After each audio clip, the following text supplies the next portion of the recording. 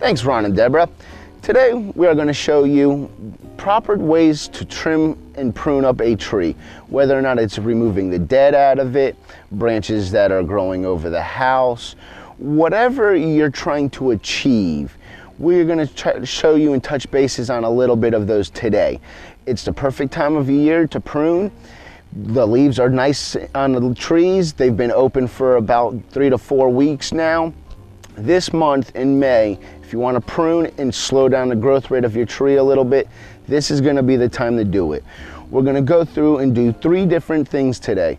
The first thing, we're going to take out a dead section that was broken off by a storm on the top of a tree. Could have been from the last snowstorm and ice storm that we had this year. We're also going to go ahead and remove some dead out of another tree and a couple branches that are growing over a house in a shed. And we're also going to go ahead and remove a dead tree. It has died that was in a row of 13 other trees right on the property line. There's a fence there. It's the property owner's fence, so we don't want to damage that as well. So we're just going to show you a little bit of what we do. If you have any questions, you can go ahead and give us a call at 423-748-3546. I'd be more than happy to answer them. Come out to your property, inspect your trees. I would also advise you maybe to check out our Facebook page, Superior Tree and Landscape, Morristown, Tennessee. And here we have a dead section of tree that broke out during the most recent storms that we had. And he's going to go ahead and remove that section. If you leave that section, or if it were to break off on its own and then rot out, you would have decay into the center of the tree. By removing that broken section and cutting it down to the next main leader, that leader will then become the dominant stem, and the tree will continue to grow, and it will compartmentalize the decay, and therefore your tree will live to be much more mature and healthier. Now that he has removed the main weight from that main top branch, he's going to go ahead and make his final cut all the way through, just above the branch that we want to become our new main branch. You notice we're using a handsaw versus a chainsaw.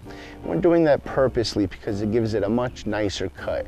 It definitely does involve a little bit more effort, but here at Superior Tree and Landscape, we're willing to go that extra step. And I hope the removal of that top was informative for you. Here we're going to go ahead and remove this dead poplar tree.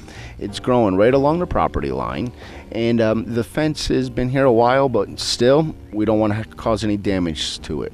We're going to go ahead and remove it by section, starting from the bottom, working our way up to the top, and then we'll go ahead and work our way back down as we take it off log by log.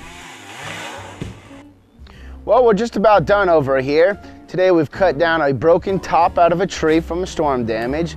We've removed a dead tree along the neighbor's property line. And we've also gone ahead and taken off some hazardous branches out of this here tree, some dead, some overhanging over the house and the building, and some that were just too low that they were overcrowding the driveway. We've got a little bit more here to do, clean up our mess. But the key is to take out what needs to be taken out of the tree. Leave what you can leave. You can see by the amount of foliage that we've taken out I'm standing around, that we've taken out approximately 20% of the tree's foliage. 20-25%, that's where you would like to stay. The tree is going to slow its growth rate down a little bit.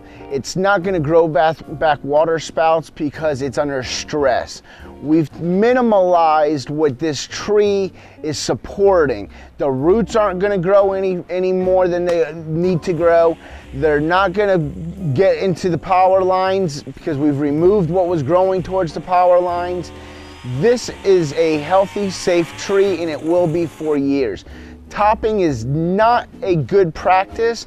It makes your tree unhealthy. It produces a place for insects to harbor and to thrive. Just topping trees is a plain waste of money. You can Google, and any site will tell you proper pruning is the way to go and the disadvantages of topping. If you would like to see this job and some of our other jobs, follow us on Facebook, Superior Tree and Landscape in Morristown, Tennessee, or you can give us a call, 423-748-3546. I'll be more than happy to come out and take a look at your trees. Thank you for joining us. Back to you, Deborah.